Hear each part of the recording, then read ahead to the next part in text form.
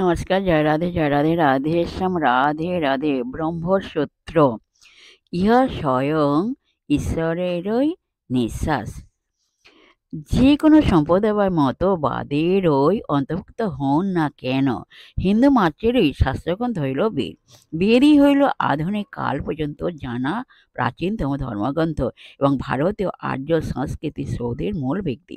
হিন্দুরা বিশ্বাস করেন বেদ অনাদি এবং অপৌরুষেয় এবং ইহা কোনো ব্যক্তি বিশেষের মুখনিসৃত বাণী নহে, ইহা কোনো ব্যক্তি বিশেষে কৃত নহে, ইহা স্বয়ং ঈশ্বরেরই নিঃশ্বাস। এই বেদ দুই ভাগে বিভক্ত, কর্মকাণ্ড এবং জ্ঞানকাণ্ড।